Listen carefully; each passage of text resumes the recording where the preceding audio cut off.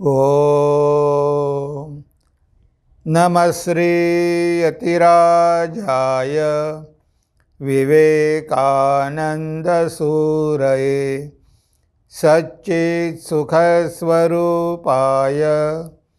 स्वामिने तापहारिणे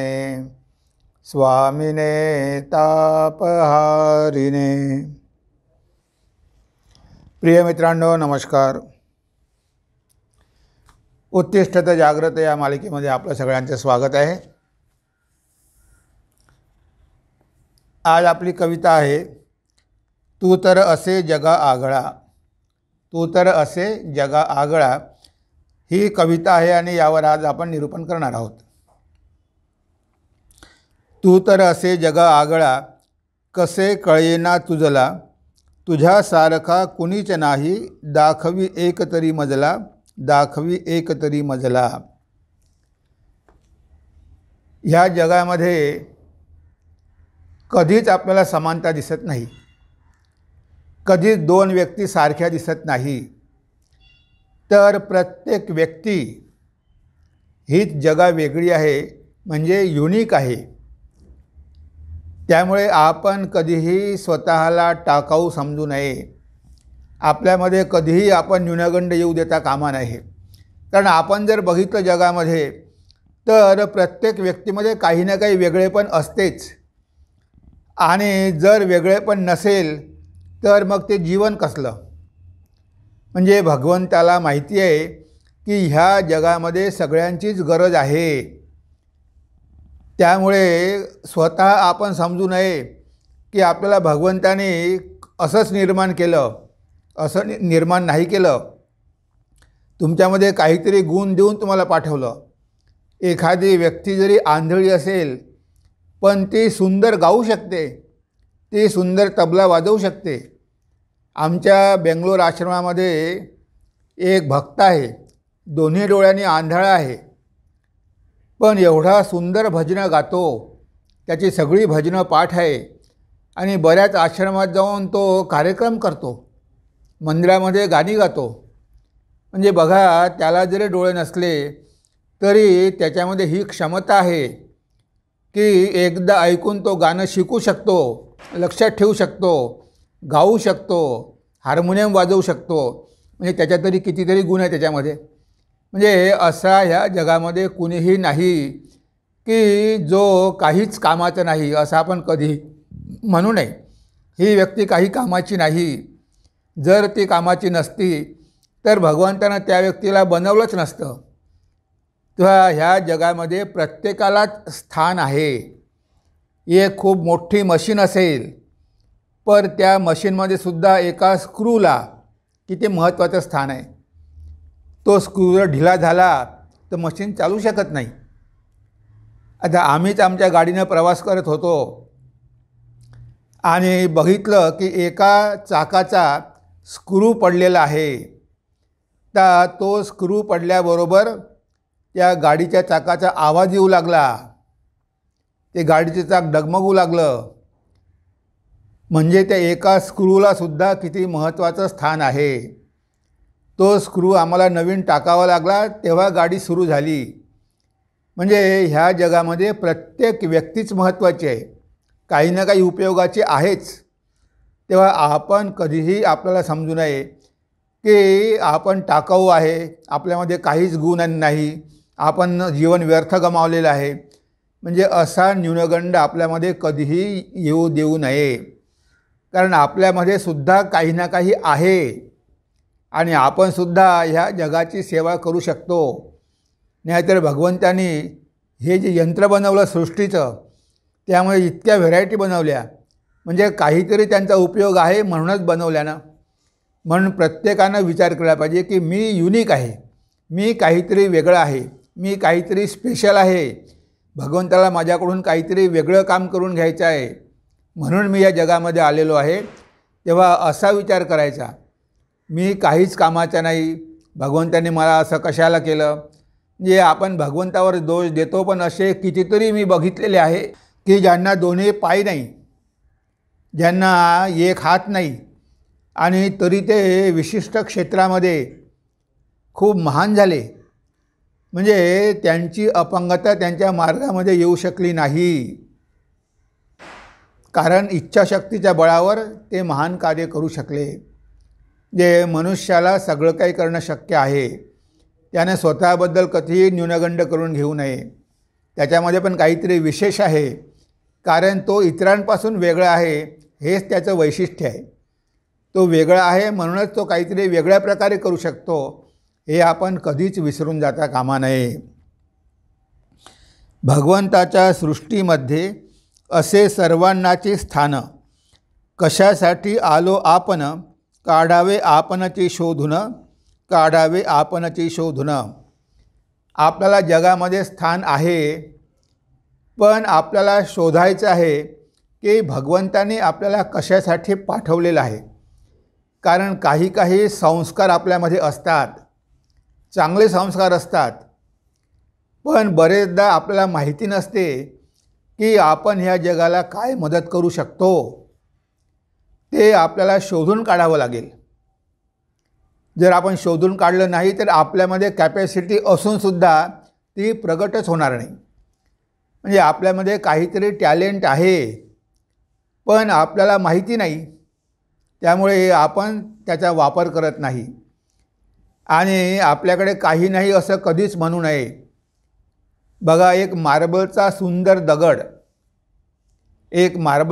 दगड आहे आणि त्या दगडामधून भगवंताची मूर्ती बनवल्या जाते. तर भगवंताची मूर्ती तर बनवली, मंदिरामध्ये ती मूर्ती ठेवलीसुद्धा. आता लोक त्या मंदिरात जाणार कसे, म्हणून त्याच मार्बलच्या पायऱ्या बनवतात. आता ह्या पायऱ्या आणि भगवंताची मूर्ती दोघांनाही मंदिरामध्ये स्थान आहे, कारण पायऱ्या असल्याशिवाय लोक मंदिरात जाऊ शकत नाही, म्हणून त्यांना पायरीवर चढून जावं लागते. आता आपल्याला जर पायरीचं स्थान मिळालं तर आपण स्वतःला कमी समजू नये. आपण हे समजायला पाहिजे की माझं जीवन पण सार्थकी लागलं, माझ्यामुळे लोकांना भगवंताचं दर्शन होऊ शकते. म्हणून आपल्याला माहिती आहे की पंढरपूरला पांडुरंगाच्या मंदिरामध्ये नामदेवाची पायरी आहे. त्यांनी सांगितलं का मी मेल्यानंतर माझे हस्ती इथे ठेवा आणि त्यावर पायरी बांधा, म्हणजे लोक भक्त ते माझ्यावर पाय देऊन विठ्ठलाचं दर्शन करतील. म्हणजे भगवंताच्या चरणाची पायरी होणंसुद्धा अशा भक्तांना आवडते. त्याने तिथे कुठेही कंप्लेंट केलेली नाही की हे काय मला पायरीच्या ठिकाणी ठेवलं आणि भगवंताला मंदिरात ठेवलं.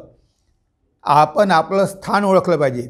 मी पायरीच्या ठिकाणी आहे, पण माझंही महत्त्व काही कमी नाही. ज्या मार्बलमधून भगवंताची मूर्ती बनलेली आहे त्याच मार्बलमधून मी पण पायरी झालेलो आहे. तेव्हा भक्तांसाठी भगवंत जेवढा महत्त्वाचा आहे तेवढी माझं स्थानसुद्धा महत्त्वाचं आहे, कारण ते माझ्यावर पाय ठेवल्याशिवाय भगवंतापर्यंत जाऊ शकत नाही. म्हणजे बघा, महापुरुषांना असं वाटतं, त्यांना वाटतं की आपण काहीतरी कामात आलो पाहिजे, आपण भगवंताच्या कामामध्ये काहीतरी आलो पाहिजे. असे कितीतरी उदाहरण आपल्याला बघायला मिळतात की त्यांना भगवंताची कृपा प्राप्त झाली. सुदामा किती गरीब होता, दरिद्री होता, आणि तरी भगवंताचा मित्र होता, आणि शेवटी भगवंत त्याच्यावर कसे प्रेम करायचे. म्हणजे भगवंताचं प्रेम व्यक्त करण्यासाठी सुदामा किती महत्त्वाचा आहे. नाहीतर आपण भगवंताला म्हणतो की तो पतित पावन आहे. आता याला सुदामाला जर भगवंताने मदत केली नसती, त्यांना जर दारिद्र्यामध्येच राहू दिलं असतं, तर भगवंताचं महात्म्य कसं वाढलं असतं, भगवंताचा गौरव कसा वाढला असता. म्हणजे प्रत्येकाचीच गरज आहे. आता कुब्जा बघा, ती अशी वाकडी आहे, पण तिनं एक दिवस भगवंताची सेवा केली आणि भगवंताची सेवा केल्यामुळे भगवंताला तिची दया आली, तिला हात धरून असं ओढलं, ती सरळ झाली. म्हणजे ती कुब्जा होती म्हणून तिला भगवान सरळ करू शकले, आणि नाव कोणाचं झालं, भगवंताचं झालं. की बघा, भगवान कृष्णाने किती महान कार्य केलं की त्या कुब्जेला सरळ केलं. आता कुब्जा होण्यामध्येच तिला धन्यता वाटते की मी कुब्जा होती म्हणूनच भगवंताची सेवा करू शकले आणि माझं जीवन धन्य झालं. म्हणजे असं आपण कधीही म्हणू नये. जे काम मिळालं ते भगवंताचंच आहे. ह्याच कामाद्वारे मला भगवंताची सेवा करायची आहे किंवा मी भगवंताची सेवा कशाप्रकारे करू शकतो हे आपण शोधून काढलं पाहिजे. मग ते काम निम्न दर्जाचं असलं तरी हरकत नाही, मंदिरामध्ये झाडू मारायचं काम असलं तरी हरकत नाही. तिथे आपण कधीही कामावरून आपली योग्यता ठरवू नये की अरे मला हेच काम मिळालं. ठीक आहे, तुम्ही जर समजा मंदिरामध्ये तुम्ही वॉचमन जरी झाले, सुरक्षा गार्ड जरी झाले तरी तुम्हाला स्थान आहे, भगवंताच्या चरणी स्थान आहे. भगवंताच्या दारावर तुम्ही उभे आहात, भक्तांची सेवा करत आहात. त्यामुळे स्वतःला कमी समजून घेण्याचं काहीच कारण नाही. कारण प्रत्येक व्यक्तीच इतर व्यक्तीपेक्षा वेगळी आहे. तुमच्यामध्ये काही दुर्बलता असेल पण तुम्ही प्रामाणिक असाल तर ती प्रामाणिकताच तुम्हाला जीवनामध्ये महान करेल. आमच्या इथे बालक संघामध्ये एक विद्यार्थी होता. तो सगळ्यात 10वी पास करणंसुद्धा त्याला फार कठीण होतं, अवघड होतं. कसंही करून त्याला आम्ही 10वी पास करून दिलं. ट्युशन लावल्या, आमच्या इथे टीचर यायचे, शिकवायचे. तो 10वी पास झाला. आता बघा, एका कंपनीमध्ये ते छोटे मोठे मॅन्युफॅक्चरिंग करतात. हे आकाशकंदील वगैरे, दिवे वगैरे बनवतात. त्या कंपनीच्या मालकाने त्याला तिथे काम दिलं आणि तो मुलगा एवढा प्रामाणिक, इतका प्रामाणिकपणे काम करू लागला. शेवटी मालकाने चाबी त्याच्या हाती दिली. म्हणे आता हे तूच बघ, मी तुझ्यावर पूर्ण विश्वास टाकतो. आता तू माझा पार्टनर झाला, तू या बिझनेसमध्ये तूच बघत जा. म्हणजे बघा, एक जो मुलगा 10वी पास होणं कठीण होतं पण तो आता छोटा उद्योग चालवतो आहे आणि पैसे कमावतो आहे. बाकी कितीतरी मोठमोठे शिकलेले आहे पण त्यांना अजून नोकऱ्या नाही. कारण ते अपेक्षा करतात आपण UPSCची परीक्षा पास झालो पाहिजे, आपण IAS ऑफिसर झालो पाहिजे. त्यामुळे त्यांना नोकरी मिळत नाही. पण हा 10वी पास असूनसुद्धा चांगली नोकरी आणि भरपूर पगार कमावतो. म्हणजे आहे का कोणी कमी? कोणीच कमी नाही. फक्त स्वतःमधलं सामर्थ्य ओळखायला पाहिजे आणि भगवंताच्या चरणी समर्पण केलं पाहिजे, तरच होणं शक्य आहे. इतरांसारखे होण्यासाठी नको करू कधी प्रयत्न, नवीन मार्ग शोधून काढी, तुझ्यातच असे दिव्यत्व, तुझ्यातच असे दिव्यत्व. जे बरेचदा आपण काय करतो, बरेचदा आपण इतरांचं अनुकरण करण्याचा प्रयत्न करतो पण त्यामुळे आपण डुप्लिकेट होतो. आपण कधी ओरिजिनल होत नाही. स्वामी विवेकानंद म्हणायचे, बी ओरिजिनल ऑर नथिंग. जर व्हायचं असेल तर काहीतरी ओरिजिनल करून दाखवा. नुसती कॉपी मारण्यापेक्षा, नुसतं इमिटेशन करण्यापेक्षा काही नसलेलं बरं. पण कुणाचंही अनुकरण करू नका, कुणाचीही कॉपी मारू नका, कुणाचीही डुप्लिकेट बनवू नका. आता लोक डुप्लिकेट बनण्याचा प्रयत्न करतात. कितीतरी सिंगर भीमसेन जोशी व्हायचा प्रयत्न करतात, त्यांच्यासारखं त्यांच्या स्टाईलमध्ये गाण्याचा प्रयत्न करतात. त्या तुम्ही कराल पण तुम्ही भीमसेन जोशी होऊ शकत नाही. डुप्लिकेट केल्यामुळे तुम्ही डुप्लिकेट भीमसेन जोशीच राहाल. लता मंगेशकरची कॉपी करतात, अनुप जलोटाची कॉपी करतात, पण शेवटी तुम्हाला अनुप जलोटाचं, भीमसेन जोशीचं हे स्थान मिळणार आहे का? कधीच मिळणार नाही. मग आपण त्यांच्याप्रमाणे होण्याचा प्रयत्न कशाला करायचा? त्यांचं इमिटेशन कशाला करायचं? आपली काहीतरी वेगळी स्टाईल असली पाहिजे. आपण आपल्या प्रकारे शिकलो पाहिजे, आपलं काहीतरी दाखवलं पाहिजे आणि आपण दाखवू शकतो. त्या क्रिकेटमध्ये सगळेच काही तेंडुलकरचं इमिटेशन करत नाही. ते स्वतः मार्ग शोधून काढतात आणि स्वतःच्या मार्गाने ते पुढे जातात आणि लोक त्यांना मानतात. ते म्हणत नाही डुप्लिकेट आहे म्हणून, म्हणतात की हा खरोखर ओरिजिनल आहे. बॉल कसा खेळायचा हे त्याला बरोबर माहिती आहे. कुणाचीही कॉपी करायची गरज नाही. तुमची वेगळी स्टाईल असू शकते आणि ती स्टाईल जगामध्ये फेमस होऊ शकते. म्हणजे कोणाचंही अनुसरण करू नका, कोणाचंही इमिटेशन करू नका, डुप्लिकेट होण्याचा प्रयत्न करू नका, कॉपी मारण्याचा प्रयत्न करू नका. तुमच्यामध्ये जे काही ओरिजिनल आहे ते तुम्ही बाहेर काढा. तुमच्यामध्ये आहे, तुम्हाला माहिती नाही.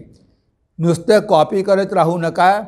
तुमची काहीतरी वेगळी स्टाईल असू द्या, वेगळ्या प्रकारे तुम्ही दाखवण्याचा प्रयत्न करा. तुमच्यामध्ये टॅलेंट आहे, पण तुम्ही इतरांचं अनुसरण केल्यामुळे ते तुमचे टॅलेंट तुम्ही गमावलेले आहे.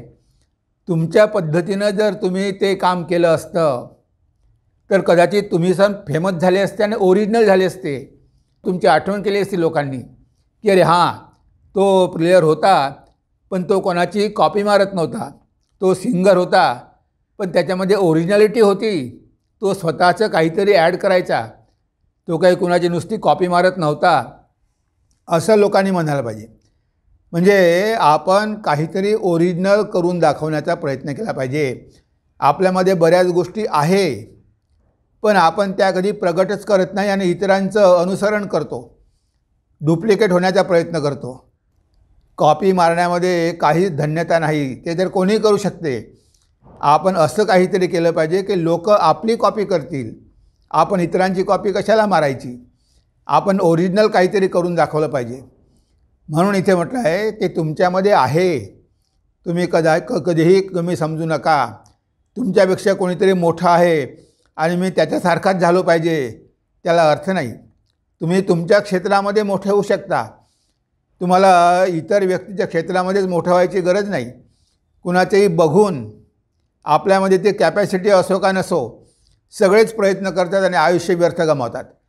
त्यांच्यामध्ये काय आहे ते ओळखत नाही आणि इतरांना बघून त्यांच्याप्रमाणे करण्याचा प्रयत्न करतात आणि शेवटी हेही गेलं आणि तेही गेलं, काहीच चांगलं करू शकत नाही. तर प्रत्येकानं आपलं टॅलेंट ओळखले पाहिजे की आपल्यामध्ये काय टॅलेंट आहे, मग त्याप्रकारे आपण केलं पाहिजे. आईवडील म्हणते डॉक्टर हो, इंजिनियर हो, पण तुम्हाला माहिती आहे की तुम्ही एक चांगले गायक होऊ शकता. मग तुम्ही त्यांना सांगा की मला जास्त आवड गायक होण्यामध्ये आहे, डॉक्टर इंजिनियरमध्ये होण्यामध्ये मला आवड नाही. तुम्ही त्या क्षेत्रामध्ये प्रगती करा, तुम्ही पुढे जाल. तर इथे सगळं काही आपल्यावर अवलंबून आहे. आपण स्वतःला जर कमी लेखलं तर आपण काहीच करू शकणार नाही. पण आपल्याला वाटले की नाही, आपण पण काहीतरी करू शकतो आणि तेवढी जर इच्छाशक्ती असेल तर आपण आपले टॅलेंट प्रगट करून जगामध्ये महान होऊ शकतो. त्यासाठी काही एका विशिष्ट मार्गानेच गेलं पाहिजे असं नाही. तुम्ही तुमचा मार्ग निवडू शकता आणि त्या क्षेत्रामध्ये तुम्ही प्रगती करून घेऊ शकता.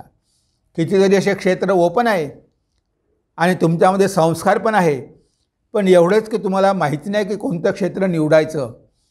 तुम्ही तुमची मेंटॅलिटीज बघत नाही. पहिले आपण आपलं मन बघितलं पाहिजे की आपल्या मनामध्ये कसल्या प्रकारचे संस्कार आहे, कोणती गोष्ट आपल्याला आवडते, कोणती गोष्ट करणं सोपं आहे, हे बघून त्या प्रकारे आपण निवड केली पाहिजे. आपण तसं करत नाही, म्हणून शेवटी जीवनामध्ये जिथे आहो तिथेच राहतो.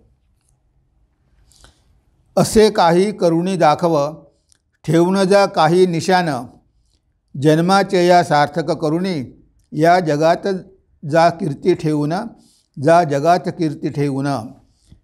म्हणजे असं काहीतरी करून दाखवा, असे काही करुणी दाखव, ठेवून जा काही निशान.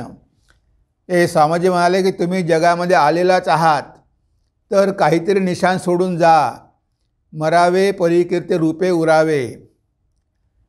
तेव्हा नुसतं आलं आणि गेलं असं नाही, काहीतरी निशाण सोडून जा आणि स्वतःला कधीही कमी लेखू नका. आपल्याला माहिती आहे की स्टीफन हॉकिंग मोठे फिजिसिस्ट होते, सायंटिस्ट होते. कितीतरी शोध लावले त्यांनी. ब्लॅक होलमध्ये रेडिएशन होतात हे त्यांनी शोध लावून काढलं, त्यांनी दाखवून दिलं. म्हणजे असे कॉस्मॉलॉजीमध्ये त्यांनी कितीतरी शोध लावले. पण बघा, स्टीफन हॉकिंग त्यांना 21व्या वर्षी न्यूरॉन डिसऑर्डर रोग झाला. म्हणजे त्यांची नर्व्हस सिस्टम वीक व्हायला लागली 21व्या वर्षी. म्हणजे हळूहळू त्यांची बॉडी डिटोरेट व्हायला लागली, त्यांची सगळी नर्व्हस सिस्टम कोलॅप्स व्हायला लागली आणि शेवटी तर ते बोलू शकत नव्हते, चालू शकत नव्हते, व्हीलचेअरमध्ये जायचे. पण बघा, 21व्या वर्षी ज्या मनुष्याला असा आजार जडतो मोटर न्यूरॉन डिसऑर्डर, आणि तरीसुद्धा त्यांनी हिंमत गमावली नाही. ते नाव सोडून गेले. आजही आपल्याला माहिती आहे की स्टीफन हॉकिंगचं नाव किती फेमस आहे. म्हणजे एवढा आजार झाला, असाध्य आजार झाला, बोलू शकत नव्हते, चालू शकत नव्हते, व्हीलचेअरवर जायचे, पण तरी त्यांनी कितीतरी शोध लावले, लिहून दाखवायचे, महान कार्य केलं, शेवटपर्यंत कार्य करत राहिले. भारतामध्ये पण आले होते. बघा, एक जवळजवळ अपंग, कारण त्यांची बॉडी जवळजवळ पॅरालाइज झालेली होती. आता अशा प्रकारची शरीराची अवस्था असूनसुद्धा त्यांनी हिंमत कधी हारली नाही आणि म्हणून मोठे सायंटिस्ट होऊ शकले. म्हणजे ज्या मनुष्याच्या मनामध्ये जोर असते तो काहीतरी केल्याशिवाय राहत नाही. तो शरीराची काळजी घेत नाही. असेल शरीरामध्ये काही विकनेस, म्हणून काय झालं, मन आणि बुद्धी तर आहे ना तुमच्याकडे. त्या मन बुद्धीचा वापर करून तुम्ही कशावरही मात करू शकता. आजकाल काहीच अशक्य नाही. तेव्हा हे एक आजच्या काळामधलं उदाहरण आहे. ते आत्ता गेले, या शतकात गेले, पण बघा ते नाव ठेवून मागे गेले. एवढी त्यांनी महान कार्य त्यांनी एवढं केलं. म्हणजे त्यांनी जुमानलं का? जरी अपंगता आहे तरी जुमानलं का? ती जुमानलं नाही त्यांनी. म्हणून आपण इथे जगापासून काहीतरी वेगळं आहोत. आपल्या ज्या दुर्बलता आहे तोच आपला प्लस पॉईंट आहे. त्यामुळेच आपण पुढे जाऊ शकू. हे आपण नेहमी लक्षात ठेवलं पाहिजे. आमच्या एका डिव्होटीची मुलगी एका डोळ्यानं आंधळी आहे. तर एका डोळ्यानं तिला दिसत नाही. तिला शिक्षिकेची नोकरी लागली शाळेमध्ये, एका शाळेमध्ये, आणि 3 वर्षामध्ये तिला उत्तम शिक्षिका म्हणून अवॉर्ड देण्यात आलं. बघा, आता आपल्याला एक डोळा नाही, आपण काहीच करू शकणार नाही असा भाव कधी मनात ठेवला नाही. एक उत्तम शिक्षिका, तिला अवॉर्ड मिळालं की उत्तम टीचर म्हणून. म्हणजे बघा, कोण काय होऊ शकेल हे आपण सांगू शकत नाही. मनुष्य कसाही असो, पण त्यालासुद्धा ह्या जगामध्ये स्थान आहे. म्हणून तुम्ही जरी काही बाबतीमध्ये कमी असाल, तुमच्यामध्ये काही दुर्बलता असेल, तरीही स्वीकारू नका. डिफरंटली एबल, ते कधी डिसेबल म्हणत नाही. ही इज डिफरंटली एबल, म्हणजे वेगळ्या प्रकारे ह्या काहीतरी करण्यास समर्थ आहे. हा एकदम असमर्थ नाही, ह्या कामातून गेलेला नाही. याच्यामध्ये पण काहीतरी करून दाखवण्याची कॅपॅसिटी आहे. म्हणजे अपंग व्यक्ती जर काहीतरी करून शकते, मग आपल्याकडे सगळं काही असताना आपण स्वतःला कमी का लेखायचं? आपण मनावर न्यूनगंड कशाला ठेवायचा? आपलं पण जगामध्ये काहीतरी स्थान आहे. आपण पण काहीतरी योगदान करू शकतो. हा भाव जर आपण मनामध्ये ठेवला तर आपण जीवनामध्ये नक्कीच प्रगती करून घेऊ शकू. पण असा भाव मनामध्ये ठेवायला पाहिजे. हृदयाचे द्वार उघडता सुचते नवनवीन कल्पना, अंतःशक्ती जागृत करण्या कर नियमित प्रार्थना, कर नियमित प्रार्थना. म्हणजे मनुष्यामध्ये सगळं काही आहे. हे आपल्या ऋषीमुनींनी सिद्ध केलेलं आहे. अष्टवक्र 8 ठिकाणी शरीर त्याचं वाकलेलं होतं. 8 ठिकाणी वाकलेलं होतं. तो जेव्हा जनकाच्या सभेमध्ये गेला, तिथे सगळे पंडित त्याला बघून हसले, कारण त्याचं शरीर वाकडं होतं, तो व्यवस्थित चालू शकत नव्हता. तेव्हा अष्टवक्र म्हणतो की मला वाटलं की ही पंडिताची सभा आहे, पण मला दिसते ही तर चांभाराची सभा आहे. हे सगळे माझे कातडी बघतात, माझ्यातलं ज्ञान बघत नाही. त्यांनी त्या पंडितांना चांगलंच झापलं की मी इथे तुमच्याशी वादविवाद करायला आलो, तुम्ही ते न करता माझं शरीर बघून हसता, म्हणजे माझा अपमान करता, माझी इन्सल्ट करता. म्हणजे तुम्ही काही खरे पंडित नाही, तुम्ही शरीरच बघता, पण ह्या शरीरामध्ये आत्मचैतन्य आहे, ते तुम्हाला कोणालाही दिसत नाही. माझ्यामध्ये कॅपॅसिटी आहे हे तुम्हाला कोणालाच माहिती नाही. आणि शेवटी अष्टवक्रांनी सगळ्या पंडितांना हरवलं आणि सिद्ध करून दाखवलं की तो 8 ठिकाणी जरी शरीर वाकडं असलं तरीसुद्धा त्याच्यामध्ये कॅपॅसिटी आहे की तो सगळ्यांना हरवून महान होऊ शकतो. जनकाच्या सभेमध्ये त्यानं सिद्ध करून दाखवलं. म्हणजे अशी अष्टवक्राची कहाणी आहे. तेव्हा अष्टवक्रसुद्धा महान होऊ शकला. बघा, म्हणजे इथे आपल्यामध्ये सामर्थ्य आहे, आपल्यामध्ये आत्मशक्ती आहे. त्या आत्मशक्तीला प्रगट करायचं आहे. मग शरीराच्या दुर्बलता असल्या तरी काही हरकत नाही, आपण प्रगट करू शकतो. सूरदासजी दोन्ही डोळ्यांनी आंधळे होते, पण संत सूरदास झाले. बघा, डोळ्यांनी बिलकुल दिसत नाही, पण त्यांनी किती काव्य रचलेले आहे, किती भजनं रचलेली आहे, त्यांची भजनं किती फेमस आहे. म्हणजे दोन्ही डोळ्याने आंधळे असूनसुद्धा ते संत सूरदास होऊ शकले, स्वतःचं नाव मागे ठेवून जाऊ शकले. म्हणजे बघा, असे कितीतरी उदाहरणं आहे. तेव्हा ती शक्ती आपल्यामध्येच आहे, आपल्याला तिला प्रगट करायची आहे. आणि प्रगट करण्यासाठी आपल्याला भगवंताला प्रार्थना करावी लागेल. जर आपण भगवंताला प्रार्थना केली तर भगवंत काय करू शकत नाही. मुकम करोति वाचालम पंगु लंघयते गिरीम. एखादा मुका मनुष्य असेल, त्याच्याद्वारे पण भगवान चांगल्या चांगल्या गोष्टी बोलून घेऊ शकते. आणि एखादा लंगडा असेल, तो पण पर्वत ओलांडून जाऊ शकतो. हे सामर्थ्य भगवंतामध्ये आहे. त्याला प्रार्थना करा, तो तुमच्याद्वारे महान कार्य करून घेईल. आपल्याला माहिती आहे कालिदास किती मठ्ठ होता, पण तोच कालिदास, कवी कालिदास झाला, किती महान पंडित झाला. तो उज्जैनच्या देवीच्या मंदिरात जाऊन देवीला प्रार्थना करू लागला की आई, माझ्या पत्नीनं माझा अपमान केला, माझ्यामध्ये ज्ञान नाही, मी अज्ञानी आहे, मला काहीच येत नाही. देवीला रात्रंदिवस प्रार्थना केली आणि ते ज्ञान त्याला सगळं मिळालं आणि तो महाकवी झाला कालिदास. म्हणजे बघा, आपल्या अंतर्निहित जो भगवान आहे तो तिथे आहेच आणि तो सगळं काही करू शकतो. तुमच्यामधल्या सगळ्या दुर्बलता दूर करू शकतो, तुम्हाला जगामध्ये महान करू शकतो. शरीर जरी तुमचं अपंग असेल तर काहीही फरक पडत नाही, तुमच्यामध्ये पण तो परमात्मा आहेच, सगळ्यामध्ये समान रूपानं आहे. तुम्ही भगवंताला सिन्सिअरली प्रार्थना करा की भगवंता, तू माझ्यामधल्या सगळ्या शक्ती प्रगट कर. जरी माझ्या शरीरामध्ये काही दुर्बलता आहे, पण तू तर आहे त्या सगळ्या शरीराच्या मागे तू बसलेला आहे. माझ्या बुद्धीमध्ये शक्ती दे, माझ्या मनामध्ये इच्छाशक्ती दे आणि जगामध्ये माझ्याकडून काहीतरी महान कार्य करून घे. म्हणजे आपण जर भगवंताला प्रार्थना केली, आपण जर चांगलं जीवन जगण्याचा प्रयत्न केला तर आपणसुद्धा महान होऊ शकतो.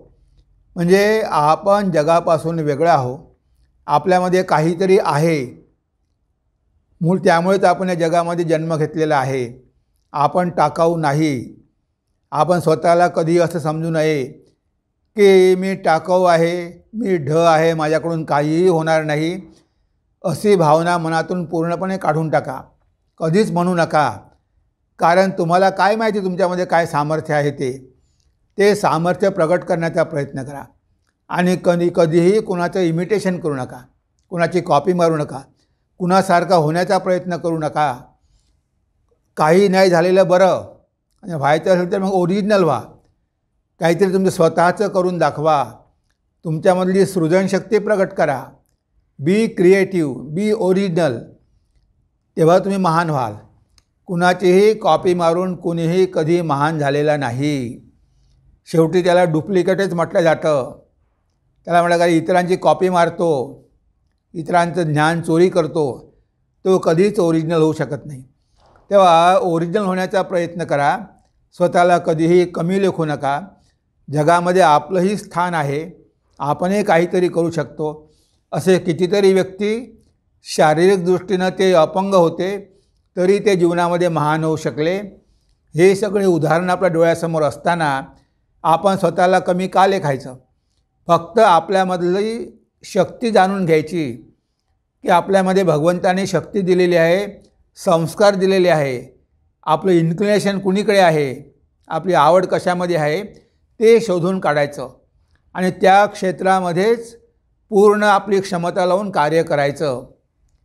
म्हणजे त्या क्षेत्रामध्ये आपण ओरिजिनल होऊ आणि आपलं काहीतरी योगदान राहील जे जगाला उपयोगाचं ठरेल. आणि ती शक्ती प्रगट करण्यासाठी आपल्याला भगवंताला प्रार्थना करावी लागेल. आपल्यामध्ये शक्ती प्रगट करण्यासाठी आपल्याला साधना करावी लागेल. आपल्याला प्रामाणिक जीवन जगावं लागेल. जर आपण अशा प्रकारे जीवन जगलो तर ती शक्ती प्रगट होईल आणि तुमच्यामधल्या सगळ्या दुर्बलता निघून जाईल. आणि दुर्बलता असल्या, शारीरिक दुर्बलता अष्टवक्रासारख्या, तरी तुम्ही महान होऊन काहीतरी निशाण सोडून जाऊ शकाल. हेच आपल्याला ह्या कवितेवरून शिकायचं आहे. हिंमत कधी सोडायची नाही, प्रयत्न करत राहायचे आणि एक दिवस आपणसुद्धा जगामध्ये महान झाल्याशिवाय राहणार नाही. जर आपण आपला न्यूनगंड सोडून दिला की माझ्यामध्ये ह्या दुर्बलता असल्यामुळे मी आता काहीच कामाचा नाही, माझं जीवन व्यर्थच गेलं, भगवंतानं मला अशा प्रकारे बनवलं की मी काहीच करू शकत नाही, असा भाव मनामध्ये कधीही येऊ देऊ नका. म्हणजे मग तुम्ही कधी निराशी होणार नाही, हताशी होणार नाही. तुमच्या दुर्बलताच तुम्हाला मदत करतील आणि तुम्हाला महान करून देतील. त्याचा पण उपयोग करून घ्या आणि जीवनामध्ये महान व्हा. हेच सगळ्या महापुरुषांनी केलेलं आहे आणि आपण पण करू शकतो, हे आपल्याला लक्षात ठेवायचं आहे. तेव्हा ही कविता आपण एकदा वाचून घेऊया आणि आपल्या चिंतनाला विराम देऊया. तू तर असे जगा आगळा, तू तर असे जगा आगळा, कसे कळेना तुझला, तुझ्यासारखा कुणीच नाही, दाखवी एकतरी मजला. भगवंताच्या सृष्टीमध्ये असे सर्वांनाची स्थान, कशासाठी आलो आपण, काढावे आपणची शोधून. इतरांसारखे होण्यासाठी नको करू कधी प्रयत्न, नवीन मार्ग शोधून काढी, नवीन मार्ग शोधून काढी, तुझ्यातच असे दिव्यत्व. असे काही करुणी दाखव, ठेवून जा काही निशाण, जन्माचे या सार्थक करुणी, जा जगात कीर्ती ठेवून, जा जगात कीर्ती ठेवून. हृदयाचे द्वार उघडता सुचते नवनवीन कल्पना, अंतःशक्ती जागृत करण्या, कर नियमित प्रार्थना, कर नियमित प्रार्थना. तर ही कविता आहे की तू तर असे जगा आगळा. तर यामधून आपल्याला हे शिकायचं आहे की आपण इतरांपासून वेगळं आहो, हेच आपलं एक वैशिष्ट्य आहे आणि त्याचा उपयोग करून आपण आपलं जीवन धन्य करून घेऊ शकतो. तेव्हा आज आपण आपल्या चिंतनाला इथेच विराम देऊया. नमस्कार, धन्यवाद. ओम सर्वे भवन्तु सुखिनः, सर्वे सन्तु निरामया, सर्वे भद्राणि पश्यन्तु, मा कश्चित् दुःखभाग् भवेत्, मा कश्चित् दुःखभाग् भवेत्. ओम शांति शांति शांतिः. हरि ओम तत्सत्. श्रीरामकृष्णार्पणमस्तु.